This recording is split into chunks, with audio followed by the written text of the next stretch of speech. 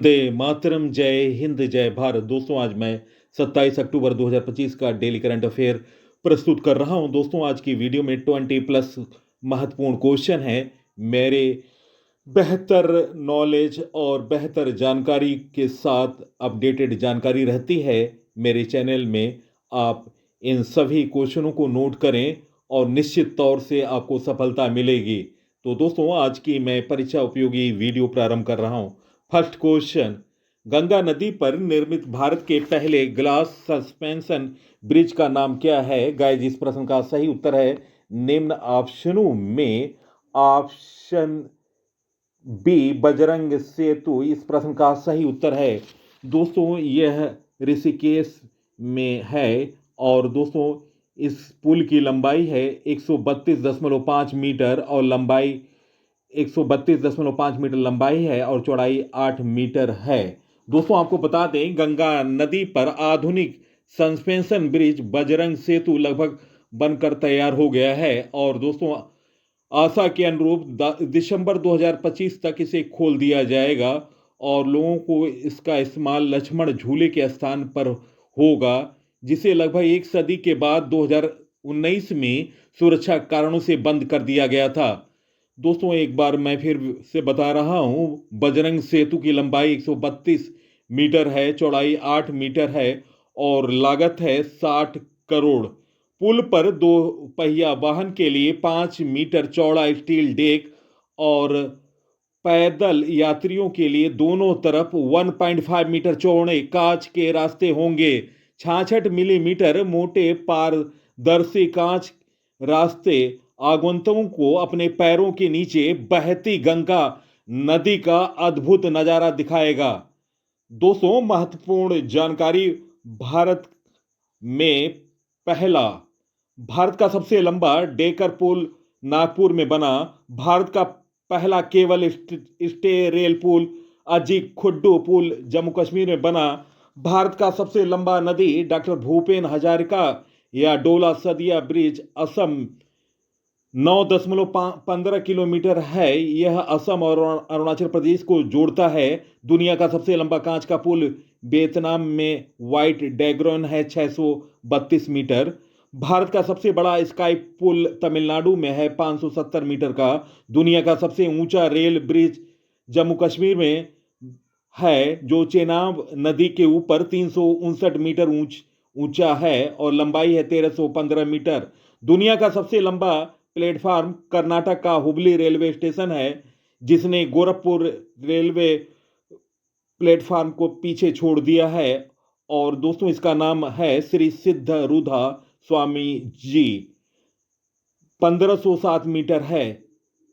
देश का सबसे लंबा सी ब्रिज अटल सेतु है, जिसकी लंबाई 21.8 किलोमीटर है। भारत का सबसे लंबा सी ब्रिज अटल सेतु लंबाई है 21.8 किलोमीटर। भारत की सबसे लंबी रोड टनल चेनाली नासरी सुरंग है, जिसे जिसे पूर्व में डॉक्टर श्यामा प्रसाद मुखर्जी का नाम दिया गया था। और दोस्तों, यह जम्मू कश्मीर में स्थित है।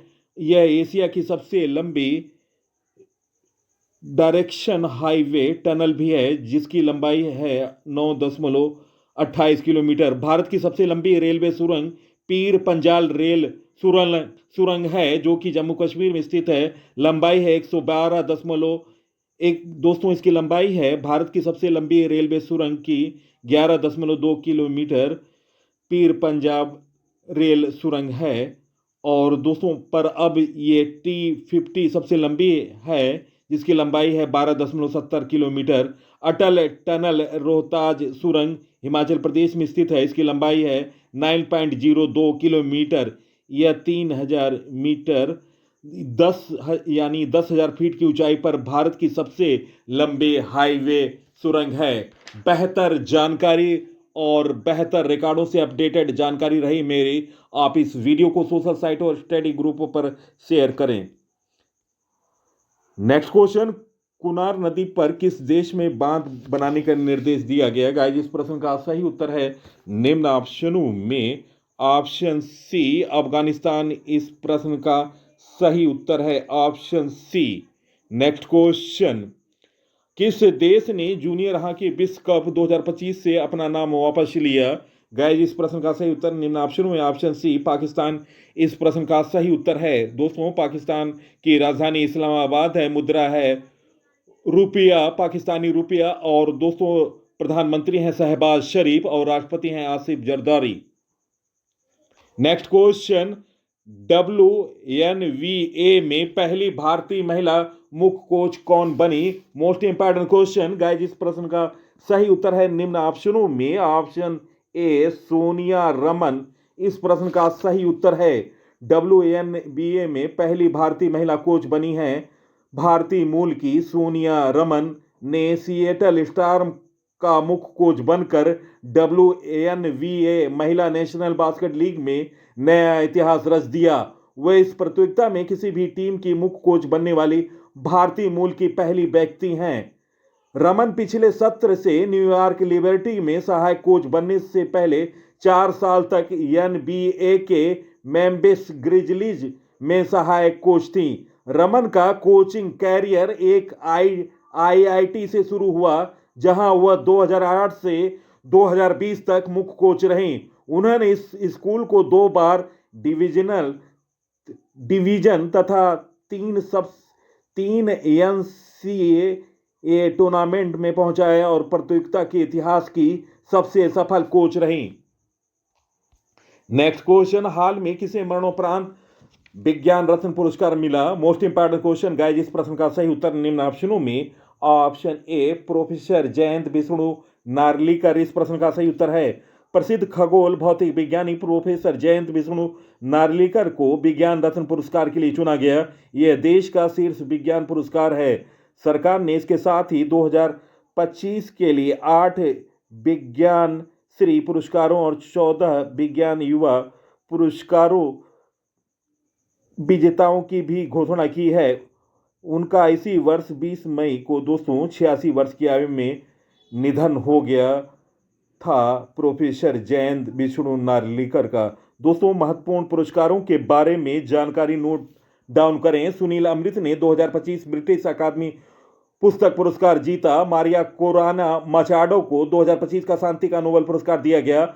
मसाका कासीवारा ने 2025 एबल पुरस्कार जीता। Doctor Sonali Ghosh WCPA Canton Miller पुरस्कार प्राप्त करने वाली पहली भारतीय महिला बनी। ब्रायन लारा और BS चंद्रशेखर को CET क्रिकेट रेटिंग अवार्ड्स में लाइफ टाइम अचीवमेंट पुरस्कार से सम्मानित किया गया। अलेक्जेंडर स्मिथ को 2025 के शास्त्र रामानुजन पुरस्कार से सम्मानित किया गया। डॉक्टर आर्थर जेम्स को तमिलनाडु साइंटिस्ट अवार्ड से सम्मानित किया गया।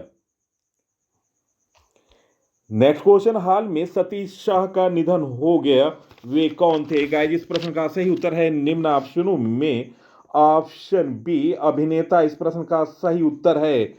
बॉलीवुड के अभिनेता सतीश शाह का 74 साल की उम्र में निधन हो गया। उन्हें फिल्म जाने दो भी यारों 1983, मैं हूं ना 2004, कल हो ना हो 2003 और फना 2006 जैसी फिल्मों में बेहतरीन किरदार निभाने के लिए जाना जाता था। कई फिल्मों में काम करने के बाद दोस्तों सतीश शाह ने साल 1984 में धारावाहिक जो कि बहुत प्रसिद्ध हुई यह जो जिंदगी है से टेलीविजन में डेब्यू किया था। इस शो में उन्होंने 56 तरह के किरदार को निभाया था और दर्शकों की खूब सराहना उन्हें प्राप्त हुई थी और लोगों का ये अक्सर मनोरंजन कराते रहे। अब हमारे बीच नहीं हैं। नेक्स्ट क्वेश्चन, हाल में भारत ने 2025 युवा खेलों में कबड्डी में कौन सा पदक जीता? गाइस, इस प्रश्न का सही उत्तर है निम्न ऑप्शनों में ऑप्शन ए स्वर्ण पदक। दोस्तों, भारत ने युवा कबड्डी में लड़कों और लड़कियों का दोनों स्वर्ण पदक जीता है। नेक्स्ट क्वेश्चन, हाल में civil military function a metric of national power and comprehensive security नामक पुस्तक किसने लिखी? गाइस, इस प्रश्न का सही उत्तर है निम्न ऑप्शनों में ऑप्शन सी राज शुक्ला इस प्रश्न का सही उत्तर है। Next question, Asian youth games 2025 का आयोजन कहां किया गया? गाइस, इस प्रश्न का सही उत्तर निम्न ऑप्शनों में ऑप्शन बी बहरीन इस प्रश्न का सही उत्तर है। नेक्स्ट क्वेश्चन, हाल में जम्मू कश्मीर विलय दिवस कब मनाया गया? गाइस इस प्रश्न का सही उत्तर है निम्न ऑप्शनों में ऑप्शन ऑप्शन ए 26 अक्टूबर इस प्रश्न का सही उत्तर है ऑप्शन ए। दोस्तों जम्मू कश्मीर विलय दिवस 26 अक्टूबर को मनाया जा रहा है, जो 1947 में इसी दिन जम्मू और कश्मीर में महाराजा हरि सिंह द्वारा भारत में विलय पत्र हस्ताक्षर करने की स्मृति में है। यह दस्तावेज जम्मू और कश्मीर भारत में विलय को औपचारिक रूप देता है। दोस्तों महत्वपूर्ण जानकारी जम्मू कश्मीर से संबंधित नोट डाउन करें। 69वां राष्ट्रीय खेल जम्मू कश्मीर में शुरू हुआ। जम्मू कश्मीर के लिए 500 नई अटल टिंकरिंग लैब की घोषणा हुई। कश्मीर घाटी में माल ढुलाई के लिए सक्षम होने वाला पहला railway station Anantnag railway station बना। श्रीनगर में पहली बार खेलो इंडिया जल खेल महोत्सव आयोजित किया गया। दुर्लभ सिक्कों की 2 दिवसीय प्रदर्शन का उद्घाटन जम्मू में किया गया। IWAI ने अपना पहला कार्यालय श्रीनगर में स्थापित किया। प्रधानमंत्री जम्मू कश्मीर में विश्व के सबसे ऊंचे रेल आर्च पुल का उद्घाटन किया। भारतीय सेना ने उधमपुर में ऑपरेशन बेहाली शुरू की। श्रीनगर में पहली बार खेलो इंडिया जल खेल महोत्सव आयोजित किया गया। तो दोस्तों ये रहे जम्मू कश्मीर से संबंधित नवीनतम करंट अफेयर। नेक्स्ट क्वेश्चन, हाल में किसने पृथ्वी के अस्थायी दूसरे चंद्रमा 2025 PN7 की खोज की पुष्टि की? गाइस इस प्रश्न का सही उत्तर निम्न ऑप्शनों में ऑप्शन ए नासा इस प्रश्न का सही उत्तर है। दोस्तों पृथ्वी को हाल में एक नया अंतरिक्ष साथी मिला। 2025 PN7 नाम का एक छोटा क्षुद्र ग्रह जिसे नासा ने आधिकारिक रूप से पुष्टि की है। यह कोई असली चांद नहीं, लेकिन यह सूर्य की परिक्रमा लगभग पृथ्वी जैसी कक्षा में करता है, जिससे ऐसे लगता है कि मानो यह हमारे ग्रह के साथ अंतरिक्ष में यात्रा कर रहा है। दोस्तों नासा की स्थापना 29 जुलाई 1958 में हुआ। हेडक्वार्टर है वाशिंगटन DC और एडमिनिस्ट्रेटर हैं जनरल पेट्रो। नेक्स्ट क्वेश्चन, हाल में कहां दरबार मूव की परंपरा प्रारंभ की गई? गाइस इस प्रश्न का सही उत्तर है निम्न ऑप्शनों में ऑप्शन बी जम्मू कश्मीर इस प्रश्न का सही उत्तर है ऑप्शन बी। नेक्स्ट क्वेश्चन, हाल में भारत सरकार ने किस राज्य में स्थित गोड्डा थर्मल प्लांट को राष्ट्रीय बिजली ग्रिड से जोड़ने को मंजूरी दी? गाइस इस प्रश्न का सही उत्तर है निम्न ऑप्शनों में ऑप्शन ए झारखंड इस प्रश्न का सही उत्तर है। दोस्तों झारखंड की राजधानी रायपुर है। दोस्तों झारखंड की राजधानी रांची है। वर्तमान मुख्यमंत्री हैं हेमंत सोरेन और दोस्तों राज्यपाल हैं संतोष गंगवार।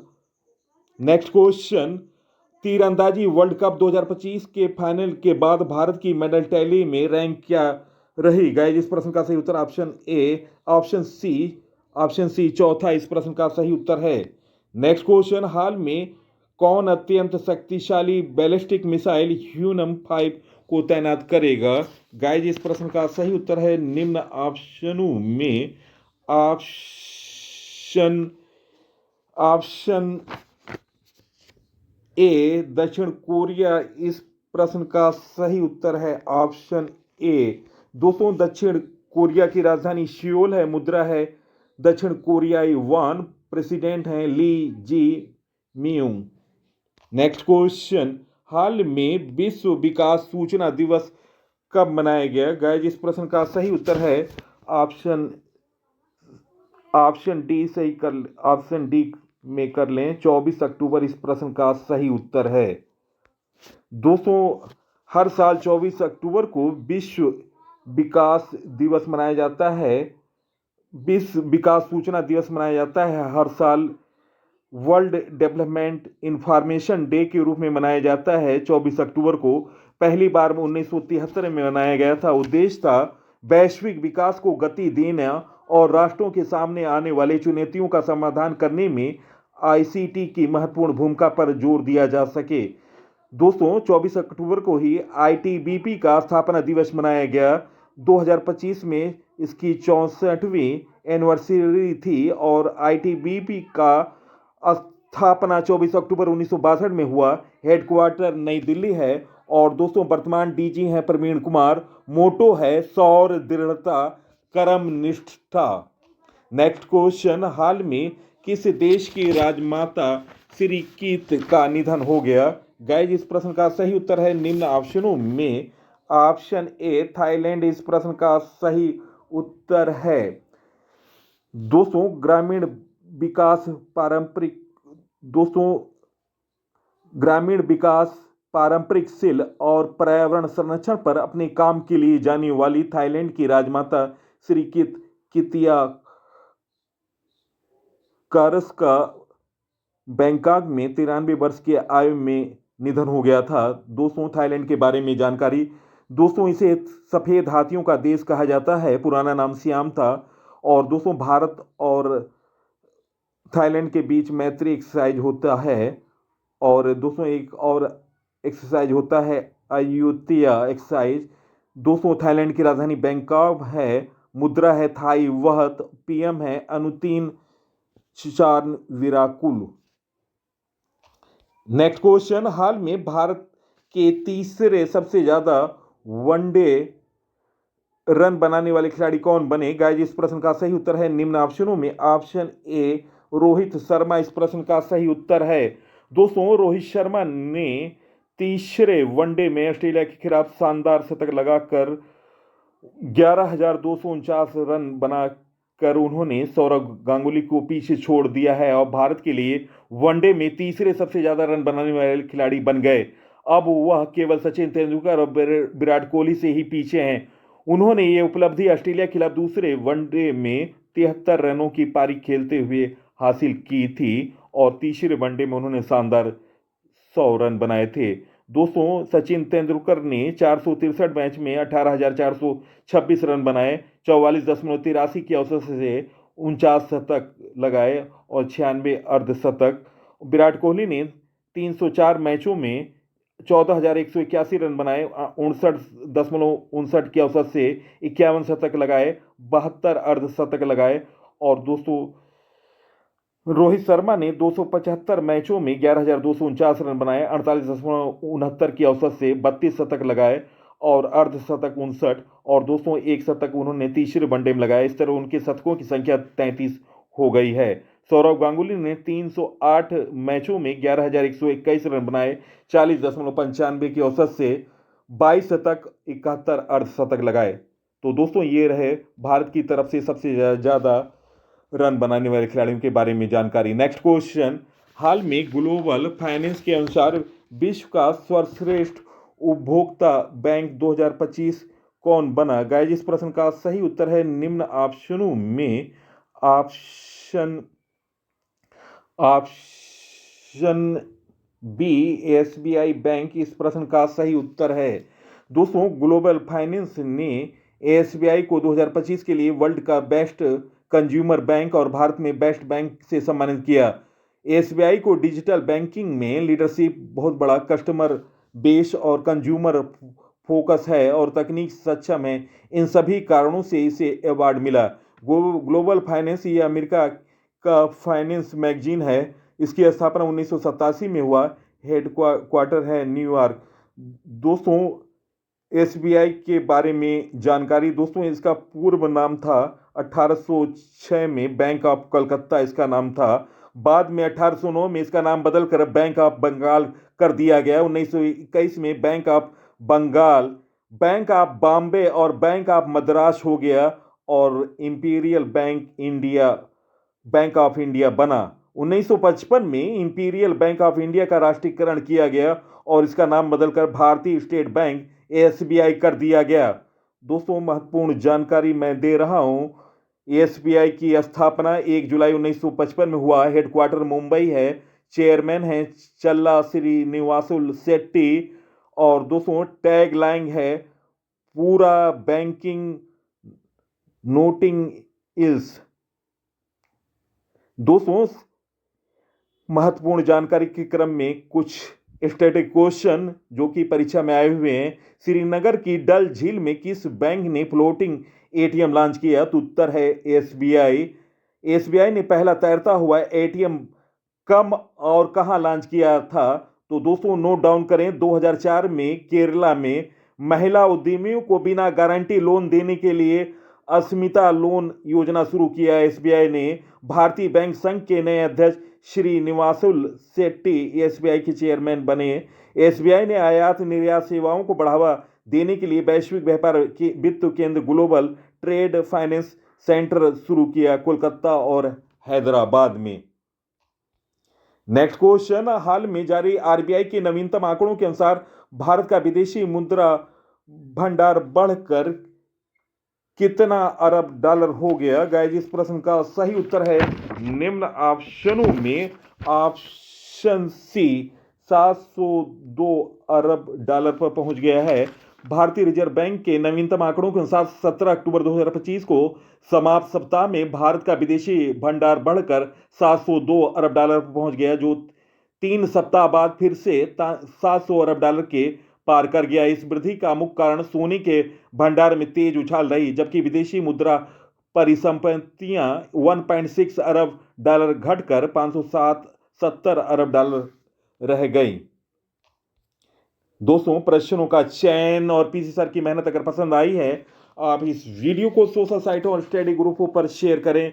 मेरा प्रयास निश्चित तौर से आपको सफलता दिलाएगी। इसी आशा के साथ मैं कि आप लोग ज़्यादा से ज़्यादा अपने साथियों को वीडियो शेयर करेंगे और महत्वपूर्ण चीज़ों को नोट करने की आदत डालें।